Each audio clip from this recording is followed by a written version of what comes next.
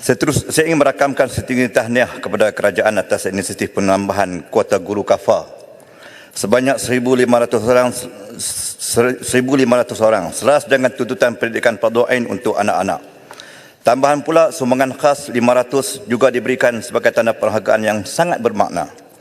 Namun seperti yang saya kemukakan dalam penggan yang lalu, terdapat keperluan mendesak untuk mencari solusi tuntas berkenaan dengan penarapan guru kafar.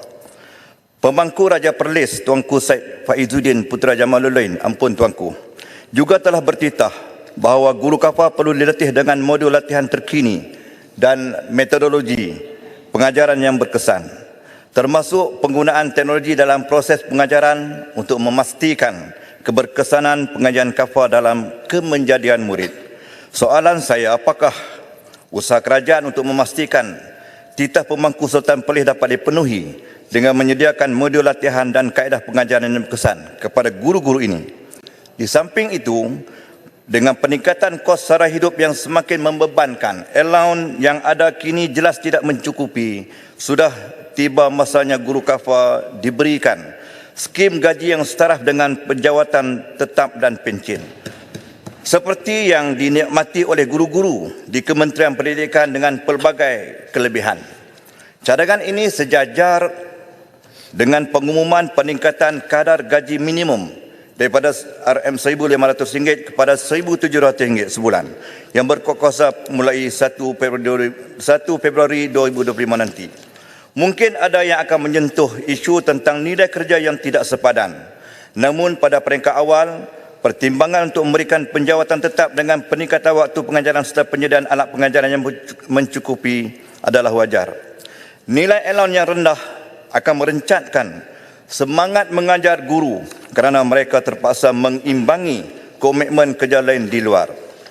Tuan Yang di-Pertua, satu lagi yang perlu saya bahaskan di sini mengenai tulisan Jawi.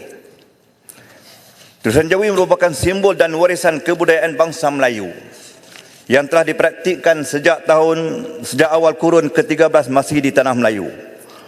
Kewujudan dan penemuan batu bersurat serta manuskrip Melayu purba membuktikan sejarahnya yang kaya. Oleh itu, adalah wajar diberikan sedikit belanjawan untuk pendidikan Jawi. Saya selalu membangkitkan dana ucapan yang lalu tentang kepentingan tulisan Jawi untuk direformasikan dalam kalangan murid di sekolah menengah harian. Saya dipahamkan satu modul akan diguna pakai pada tahun 2027 bagi mengisi kekosongan akibat slot markah Jawi dibuang dalam mata pelajaran pendidikan Islam dalam SPM. Sejauh manakah pihak kementerian mempunyai komitmen dan beriltizam penuh bagi melihat anak-anak pelajar yang keluar atau berhenti di menengah atas mampu menguasai tulisan Jawi, tulisan khazanah bangsa yang cukup berharga? Pihak Dewan Bahasa dan Pustaka sekarang telah mengeluarkan ratusan musi Dewan Jawi untuk mengembang dan menyebarluaskan tulisan Jawi. Apakah peranan mereka? Hanya bertumpu di sekolah-sekolah rendah atau berlegar-legar kursus dalam kalangan murid kafar semata-mata? Tidakkah kementerian mempunyai hala tujuan jelas bahawa tulisan Jawi harus dipersadakan dengan lebih luas daripada itu?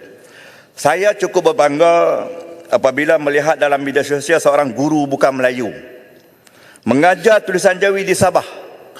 Saya cukup menghargainya dan mengambil kesempatan dalam dewan ini mengucapkan syabas dan tahniah. Semoga Cikgu Laurencia Frenida yang mengajar di sebuah sekolah dalam Parlimen Buluran terus maju jaya dalam menyebarkan tulisan Jawi di sana dan memberi contoh terbaik buat guru-guru yang mengajar tulisan Jawi. Selain itu, KPM Pasca Belanjawan 2024 telah mengeluarkan satu garis panduan untuk program DLP, Tuan Yang Pertua, iaitu Dwi Bahasa, yang mewajibkan mana-mana sekolah yang ingin melaksanakan DLP agar menyediakan sekurang-kurangnya satu kelas untuk mengajar sains dan matematik dalam bahasa Melayu. Inilah penting untuk meningkatkan penguasaan pelajar dalam bahasa Melayu dan bahasa Inggeris. Malangnya, terdapat beberapa buah sekolah menengah di sebuah negeri dilaporkan menolak arahan baru ini atas alasan ia akan mengakibatkan kekeliruan dan menjejaskan psikologi murid. Saya berpandangan bahawa stigma ketakutan terhadap bahasa Melayu perlu dihapuskan. terutama di sekolah jenis kebangsaan. Penggunaan bahasa tidak akan menghilangkan jati diri dan nilai etnik, apatah lagi menjejaskan psikologi murid. Oleh itu, saya bersetuju dengan pendirian KPM, Kementerian Pendidikan Malaysia, untuk mengekalkan garis panduan tersebut dan menyatakan bahawa tiada sekolah yang tak akan terkecuali. KPM tidak seharusnya terpengaruh oleh mana-mana sekolah atau persatuan yang beranggapan KPM berada di bawah telunjuk mereka. Tuan Yang di-Pertua, untuk akhirnya saya ingin mengutarakan keluh kesah Pak Tani dengan kesan kenaikan harga barang turut dirasai oleh para petani. Untuk makluman ahli Dewan, berikut kos untuk satu rulung yang perlu ditangani oleh petani. Harga benih yang sah dulu RM38 hingga 40, sekarang di Kampit benih tertera RM58. Ada penjual yang menjual RM60. Kenaikan ini begitu mendadak. Upah membajak untuk serelung RM120.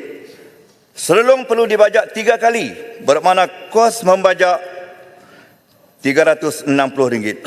Apabila tiba musim menuai atau lebih popular di Kedah ambil padi atau musim mengerat, kos mesin menuai atau mesin padi serelung sebelum kenaikan RM120 dan kini melonjak RM140.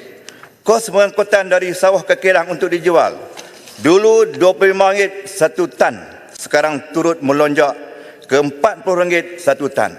Setelah dicampur, keseluruhan kos mencecah RM1,000 hingga RM1,200 termasuk upah untuk serelung. Tuan Yang di-Pertua, saya ingin bertanya, Bernas meletakkan harga belian padi RM1,400 setan. Sudah berlaku 2 atau 3 musim. Pihak pengirang swasta menaikkan harga belian padi sehingga RM1,800 setan. Saya cukup setuju, menguntungkan petani. Malah petani bagaikan mendapat durian runtuh dengan harga yang sebegitu. Namun panas yang dijangka hingga ke petang, hujan pula di tengah hari. Tidak lama selepas itu, musim mengerak pun belum berakhir. Harga yang ditawarkan RM1,800 tiba-tiba turun sama seperti belian Bernas RM1,400. Keadaan ini mengecewakan petani yang belum mengambil padi. Persoalan saya ini pernah saya tujukan kepada Datuk Badrul Hisham bin Muhammad, Timbalan KSU Pembangunan Kementerian Pertanian dan Keterjaminan Makanan, baru-baru ini di Parlimen. Beliau dengan tegas mengatakan harga di bawah kawalan kementerian. Saya ingin merujuk kenyataan ini agar belian padi tidak dimanipulasi bagi keuntungan sepihak. Beliau juga menyatakan jika dinaikkan RM1,800, pengguna akhir akan terkesan dengan kenaikan barangan lain. Oleh hal demikian, petani telah memberi pulangan 90 bilion hasil kepada kerajaan di seluruh negara. Apakah reformasi besar-besaran antaranya memberi pendapatan kepada petani patut dipikirkan? Saya mengalu-alukan kenaikan subsidi sebanyak RM500 per tan. Namun, tidak begitu banyak membantu petani disebabkan pemutuan harga dan serangan penyakit yang menyebabkan petani seperti rutin biasanya terpaksa membuat kerja luar bagi menampung sesuap nasi keluarganya. Apakah usaha pihak kementerian bagi menarik anak muda untuk menguruskan sawah padi yang lebih efisien kerana mereka lebih suka bekerja di luar daripada bidang petani? Sekian Yang di-Pertua.